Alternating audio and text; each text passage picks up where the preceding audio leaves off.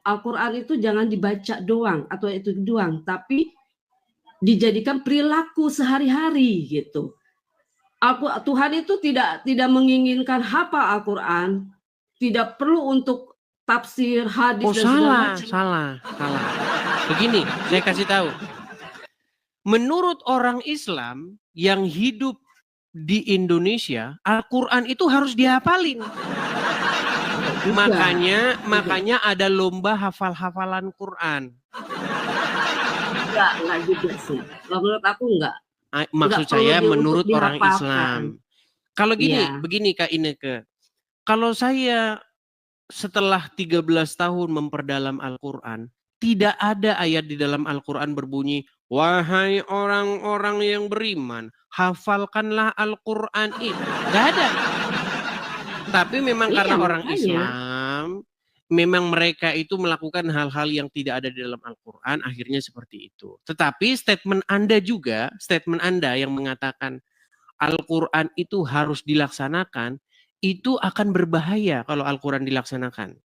Kenapa? Ketika Al-Quran dilaksanakan akan berbahaya, pasti negara Kesatuan Republik Indonesia itu akan bubar. Kenapa saya katakan bubar? Karena Al-Quran memerintahkan barang siapa yang memutuskan perkara tidak berdasarkan apa yang diturunkan oleh Allah, maka mereka itu adalah orang-orang kafir. Coba, Anda kan Islam, Anda sudah mengatakan nih, Anda Islam karena Anda tidak mengerti agama Islam, betul? Betul? Enggak juga sih. Jadi apakah Anda Islam karena mengerti agama Islam? Saya Islam, saya ngikutin aturan-aturan, tapi tidak semua aturan itu harus dilakukan, tapi kan dengan sendirinya dengan hati nurani kita sendiri. Baik. Jadi kita diterapkan Al-Quran itu jangan hanya untuk dibaca atau dikaji atau diartikan segala macam. Yang terpenting itu Al-Quran itu dijadikan suatu perilaku sehari-hari aja, kehidupan sehari-hari. Kita lakuin aja sesuai dengan aturan Al-Quran itu sendiri gitu. Kalau menurut aku begitu. Baik. Nah, ketika Anda mengatakan demikian, ada sebagian yang harus dilakukan, sebagian tidak dilakukan, itu sudah bertentangan dengan Al-Quran. Di dalam surat Al-Baqarah, ayat yang ke-208 dikatakan, masuklah kamu ke dalam Islam secara kafah. Tahu kafah? Tidak tahu kafah kan? Kafah itu artinya penuh atau menyeluruh atau total. Jadi tidak boleh seseorang itu masuk Islam nanggung-nanggung. Nggak boleh. Misalnya nih, Anda masuk Islam, tetapi saya nggak menjalankan inilah. Yang menjalankan sebagian lah. Itu nggak bisa. Bertentangan dengan ayat Al-Quran. Saya pegang statement Anda loh tadi. Anda mengatakan Al-Quran harus menjadi pedoman, betul?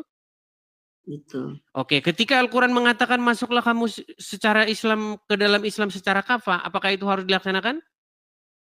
Enggak juga sih. Nah, ini bagaimana?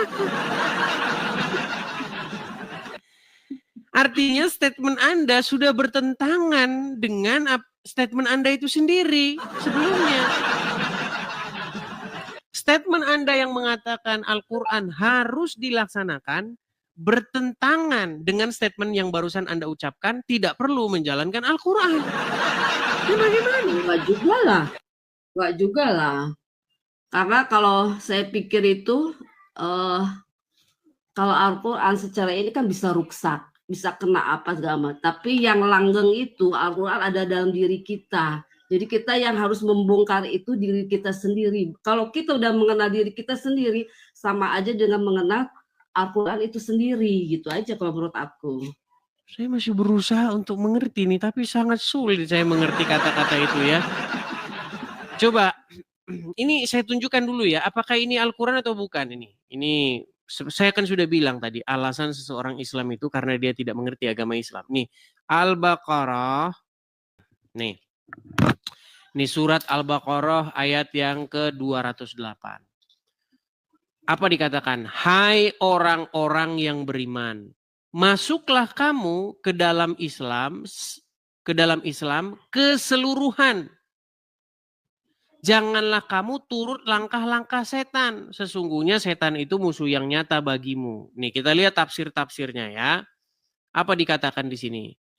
Wahai orang-orang yang beriman kepada Allah sebagai Tuhan dan kepada Muhammad sebagai Nabi dan Rasul serta kepada Islam. Masuklah ke seluruh ajaran syariat Islam dengan mengamalkan seluruh hukumnya. Artinya secara totalitas. Masuklah ke dalam Islam sepenuhnya dengan mengamalkan segala hukumnya. Nah, menurut ayat yang lain, nih ya, misalnya saya kasih contoh nih. Mengenai orang-orang mencuri ya. Saya kasih lihat surat Al-Maidah ayat yang ke-38. Nih ya, surat Al-Maidah nih ya. Ayat 38. Apa dikatakan? Bentar. Al-Maidah ayat 38. Kita bacakan artinya ya.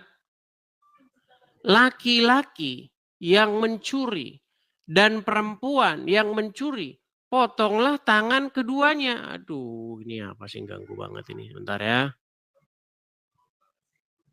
Nih.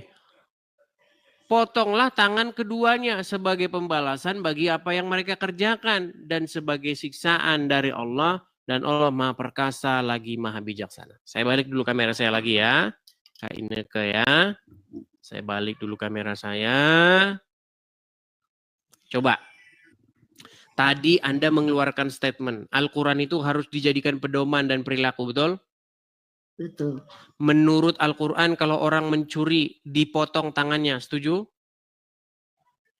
Enggak juga. Enggak setuju. Makanya saya bilang mustahil Anda Islam di detik yang sama Anda akan mempercaya Al-Quran. Mustahil itu kemustahilan. Iya, itu kan hukum dalam Al-Quran. Tapi kan kalau secara kita itu secara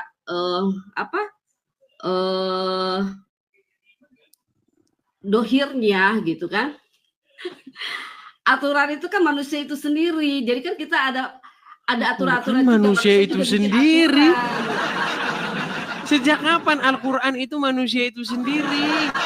Bukan, memang itu aturan Al-Quran. Tapi manusia itu sendiri bisa bikin aturan itu sendiri. Kayak semacam kan di Al-Quran memang di Arab tuh apa kan dipotong atau di apa, kan dipenggal atau apa yang curi. Tapi kan masing-masing punya aturan hukum. Kalau kita oke lah dihukum berapa tahun atau 5 tahun atau apa. Kalau untuk hukuman kayak gituan kan. Baik, saya kasih tunjuk lagi ayatnya. Memang mereka ini membantah Al-Quran sendiri. Baik ya. Saya akan tunjukkan nih di dalam surat Al-Baqarah ayat yang ke-47. Apa yang dikatakan? Dan hendaklah orang-orang pengikut Injil memutuskan perkara menurut apa yang diturunkan Allah di dalamnya. Perhatikan. Barang siapa tidak memutuskan perkara menurut apa yang diturunkan Allah, maka mereka itu adalah orang-orang fasik. Jadi kalau Anda sebagai Muslim, tetapi Anda memutuskan perkara tidak berdasarkan apa yang diturunkan Allah, maka menurut Allah Anda orang fasik. Ini bagaimana Anda? Coba, Anda orang fasik nggak menurut Al-Quran jika memutuskan perkara tidak berdasarkan Al-Quran?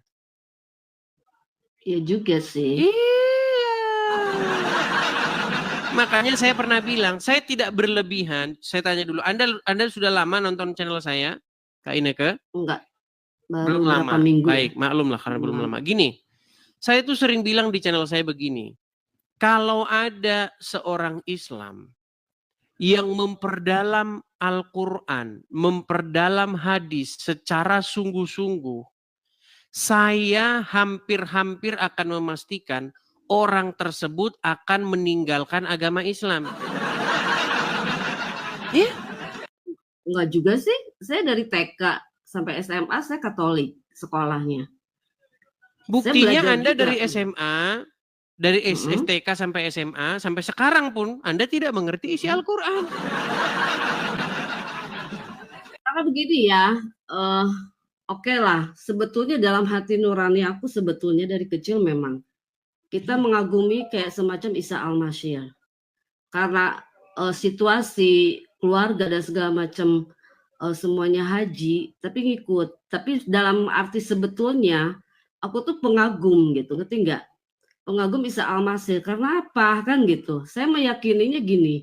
Saya juga pelajari kan mana yang bisa dimengerti dan mana yang nggak bisa di ini. Kebanyakan kan gini. Oke lah. Karena yakinnya aku gini, Isa Al-Masih adalah penyelamat dunia. Kan gitu. Oke, kalau memang Anda mempercayai Isa Al-Masih adalah penyelamat dunia, juru selamat dunia, kenapa Anda masih mengikuti Muhammad? Karena ajarannya bertolak belakang. Iya, sebetulnya memang itu. Tapi kan saya tetap meyakini itu gitu. Saya sekarang ini tuh saya tuh sedang mempelajari apa yang almarhum bapak saya yang percayakan. Saya akan baru kali ini ya, kayak saya lagi memperdalam itu. Ngerti nggak? Jadi saya tuh pengen ngikut ajaran bapak aku sekarang itu. Jadi kayak semacam kemarifatan syariat dan torekatnya itu. Saya sedang mempelajari itu. Kita kasih contoh. Kita kasih contoh. Iya. Menurut ini kita yang ringan-ringan aja ya. Kalau yang berat-berat udah saya bilang teman-teman, susah kalau yang berat-berat. Jangan bahas sama orang Islam itu yang berat-berat. Mereka itu hanya dididik untuk menghafal-hafal tulisan Arab. Gini, Kak Ineke. Kalau Anda pernah mendengar selama Anda jadi orang Islam, betulkah Muhammad itu dikatakan sebagai nabi yang terakhir? Iya. Kalau terakhir artinya akan ada datang lagi nabi nggak setelah dia? Kalau menurut Islam sih tidak. Tidak ada. Anda pernah dengar cerita bahwasanya Isa Al-Masih akan datang lagi? Iya, turun lagi. Iya. Oke. Berarti kalau Isa Al-Masih datang lagi, maka kesimpulannya batallah Muhammad sebagai nabi terakhir, betul? Oh, secara logika iya sih. Iya, makanya saya bilang. Seandainya Isa turun lagi nanti, maka kesimpulannya Muhammad sebagai nabi terakhir itu menjadi informasi yang bohong. Coba bagaimana Anda mengimani hal semacam itu?